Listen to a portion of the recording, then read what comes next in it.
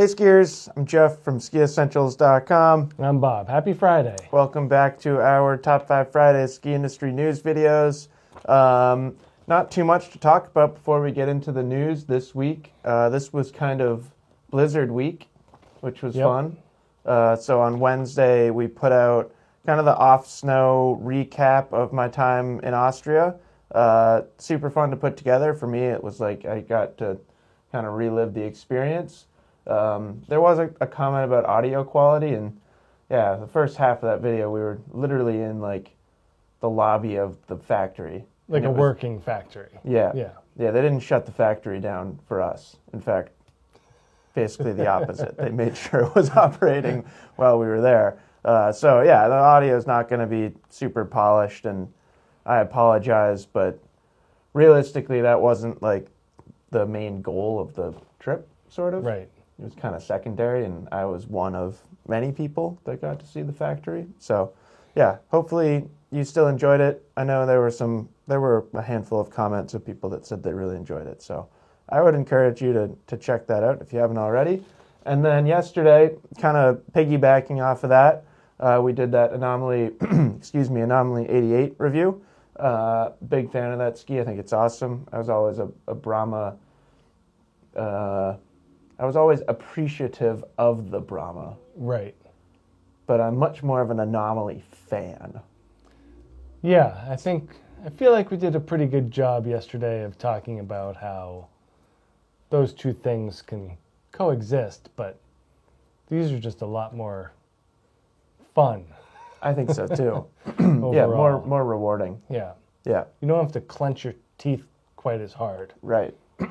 An Anomaly. Yeah, Brahma was always a teeth-clenching ski for sure. And then we thought we would just kind of use that as a transition to do this Enforcer 89 review next week, which I'm excited to talk about. I think it's fantastic. I think it's the best-looking Enforcer. Out of the new ones? Yeah. Best coloring? Yeah, hands down. I'll go with you on that. I'm a big fan of blue.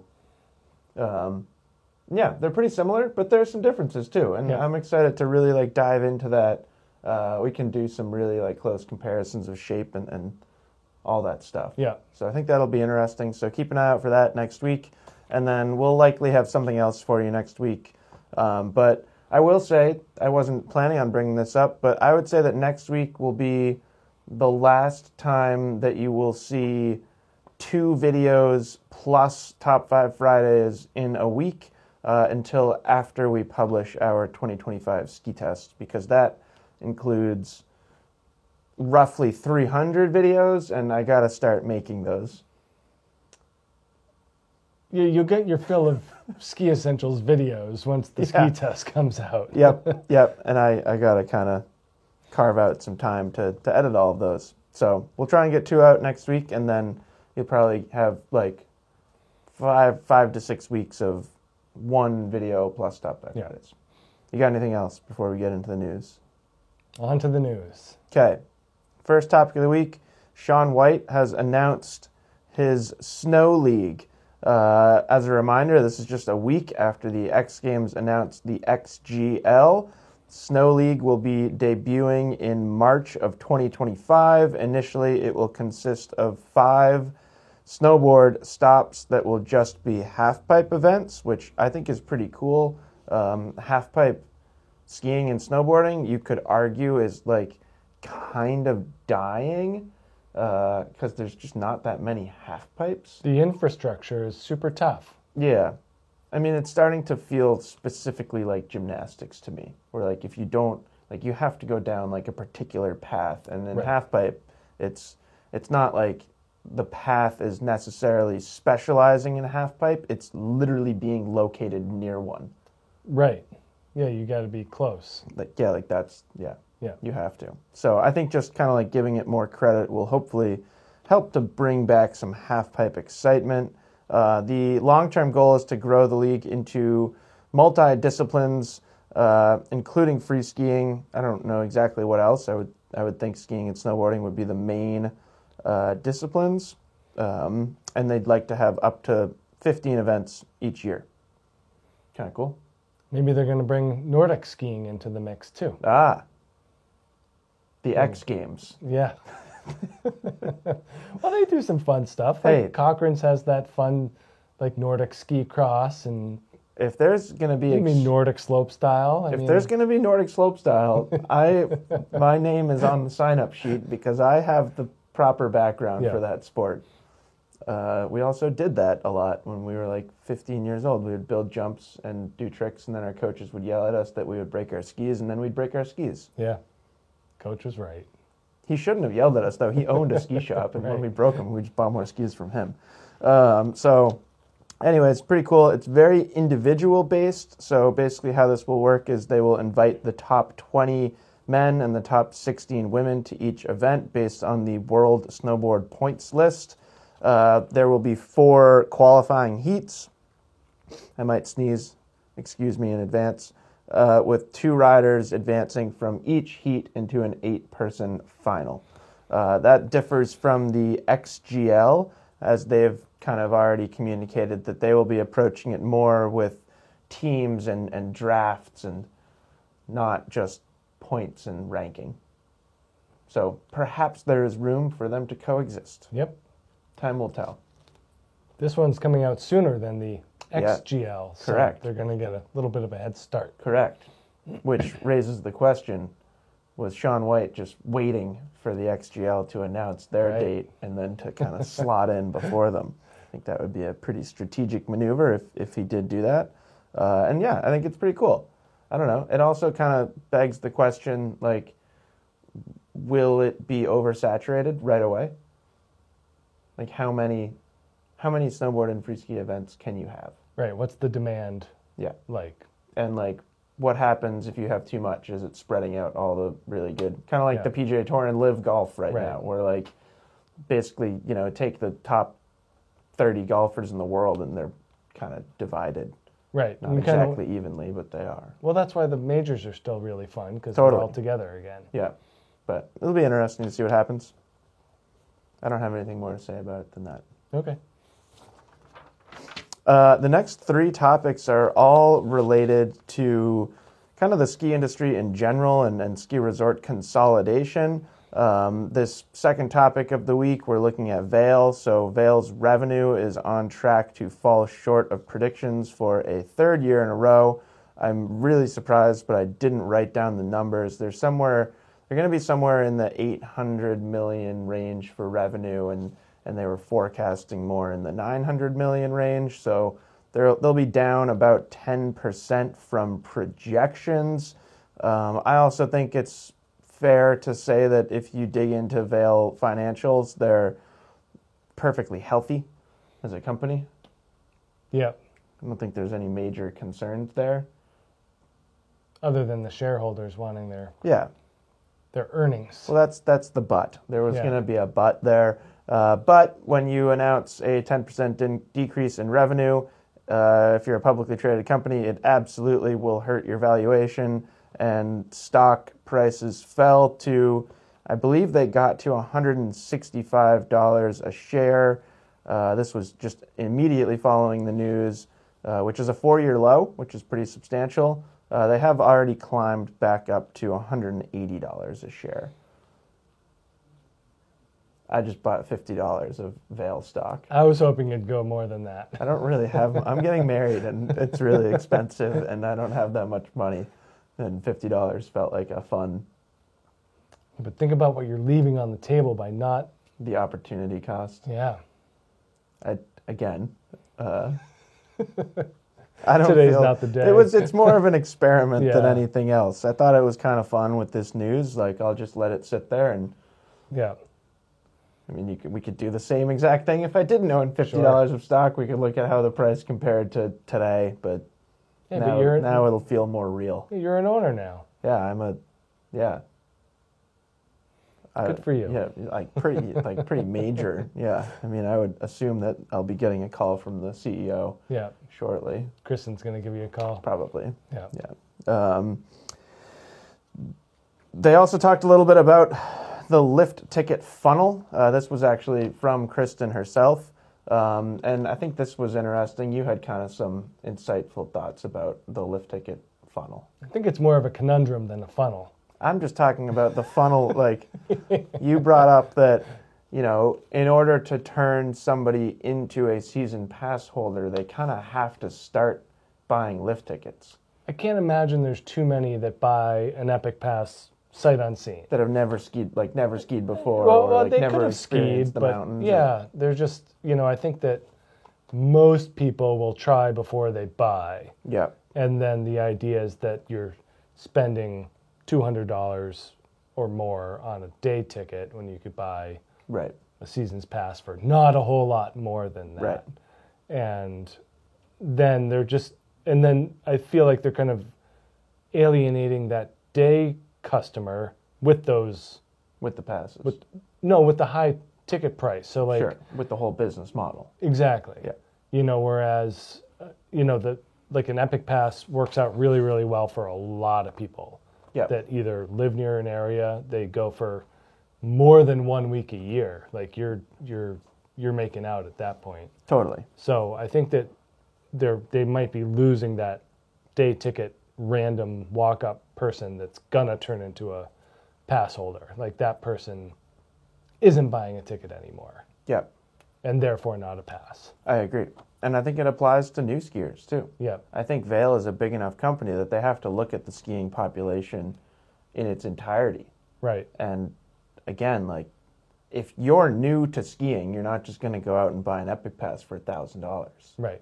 You're going to try it a couple times, and chances are you're not going to try it at a Vail Resorts owned mountain because it's expensive. Yeah, unless you're like a fan of the resort scene. Yeah. Like specifically here at Stowe, like there's a lot of non-skiers that are staying Yep. at the mountain, even though the whole resort isn't owned by Vail, but still Sure.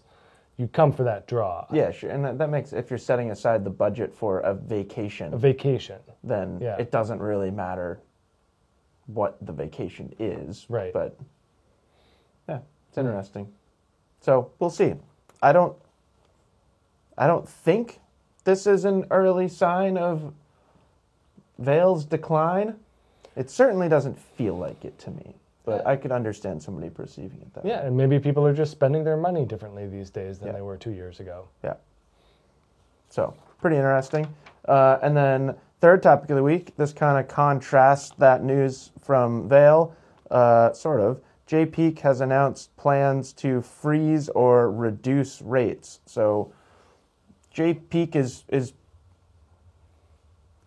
not going the opposite direction of Vail, but maybe the opposite direction of what Vail has done over the past few seasons. They sure seem like opposing philosophies. I mean, it's really the opposite of what Jay has done Right. over the past decade or Yeah. whatever. So Jay has kind of reanalyzed their pricing model and decided to freeze or reduce certain rates. Some examples here, there are some funny ones. Lodging is cut up to 25%, which is pretty substantial. For packages, is Yeah. what I read. Yeah. So like a stay and ski Yeah, type thank thing. you. Yeah. Movie theater tickets cut in half to $5. Kind of silly. It's a cheap movie. We didn't even know there was a movie theater there. We learn something new every day. Golf greens fees down $10. It's actually very affordable. If you're looking for a high quality round of golf in the Northeast Kingdom in Vermont, Jay Peak is great. Shout out to Orleans Country Club too. For being a gem. Yeah, Orleans is a great little track. Yeah. Pizza slices $1 cheaper. That's all I got. That's all I wrote down. Those were the fun ones to me. But I think it's cool. I mean, I think I've often wondered what the balance is of affordability and pricing for ski areas. And I'd say particularly in a place like Northern Vermont in the Northeast Kingdom is there's not a tremendous amount of money Right. in the Northeast Kingdom in Vermont. So if this allows X percent more local people to go enjoy skiing, or not even enjoy skiing, just go to Jay and go to a movie, Right. then I'm all for it. Yeah, they seem to be banking on kind of the retention and the loyalty and even Yeah. just the goodwill from a marketing Totally. perspective. Yeah. And that kind of opposes Vail's philosophy of grabbing as much possible money up front. Right up front, yeah. And yeah, totally. kind of like having that customer that day. This seems to be a little bit more of a long-term approach. Like we're hopefully appealing to these customers for the long run. Yeah. Yeah, so kudos to Jay. Yep. I'm going to go next year and I'm going to have a slice of pizza and go to a movie. And a cheap movie. For like $7. Well, they didn't say that slices of pizza were $3 down to $2. Yeah, I don't know. I'd assume a slice of pizza there is still like $8. I'm purely speculating. Yeah. Maybe it'll be $9. I don't know. Yeah. Either way. Whatever. My movie ticket's cut in half, so I have $5 more to spend. That's how they get you. Same thing with the lodging packages. You know, they're dropping it 25%, banking that you're going to use that extra money there anyway. Yeah, you go play a round of golf. I wonder what their carts cost. It's not a very walkable course, is it? And I think it's cart Only? mandatory. I don't know. I could be wrong. I hate courses that are mandatory carts. Just let me walk. It's pretty far. I don't care. Anyways, fourth topic of the week, kind of last on the ski industry topics here. Delta is betting on ski tourism. So, after the second topic, I would say this kind of sheds light in the opposite direction. Yeah. Of like, news like this really bodes well for a company like Vail Resorts. So Delta will be increasing ski destination flights by 25%. I think the demand exists. I think more and more people are traveling. There's more kind of destination-based skiing. I feel like you hear about it and you read about it way more often, largely thanks to Epic Pass and Icon. Yeah. You hear about a place like Jackson Hole being super crowded. Right. And you're like, how do they get here? Right. And yeah, the airport. Yep. So pretty cool. If you like Delta and you like to travel to go skiing, I'd say this is great news for you. Yeah, it was interesting that they added more like through it, like Atlanta to Bozeman. Yeah. Was like one of the ones that was one added. a day, right? Something like that. And and one from Atlanta to Aspen, I think. Yeah. Something like that. And you just think about Atlanta as what's the ski market in Atlanta? But it's not that there's a lot of skiers in Atlanta, it's that's a huge hub. Yeah. And so getting those people to Atlanta first and then to Bozeman, that seems to be the I would call. venture a guess that there are a substantial amount of skiers in Atlanta. Yeah. There's just a lot of people. A lot of people. It wouldn't be a high percentage. Yeah. But if 3% of the population of Atlanta skis, yeah. I don't know how many people is that. I don't know. 300,000. I don't think there are 30,000. There aren't 10 million 30,000. I had my decimal point wrong. So 30,000. If there are 30,000, it's probably more than that. Yeah. I don't know. Anyways, so that's it. That was our little trip down ski resort industry. Now we have our edits of the week. First up, we have one from Matchstick Productions asking, are the Collinsons the most iconic family in skiing?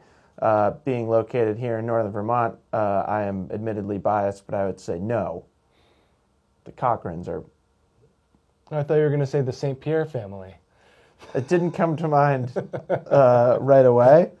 I don't know. I just feel like the Cochran family is just, their name's all over the place. They own a ski area. Yeah. Like you don't go skiing at Collinson Hill. Yeah, what's up now, Collins? No, I'm kidding. But this was really, really good. I didn't watch the entire thing. I definitely will finish it before I go home today. But really good, kind of some really interesting insights into their early lives. It's pretty impressive mountaineering accomplishments for a 4- and 6-year-old. Right. I remember seeing the little kids doing some crazy stuff. And wild. Being impressed, but terrified. Yeah. And then second edit of the week, we have Hot Laps with Quinn Wolferman and Danny Bacher. Always really fun for me watching the Hot Laps edits.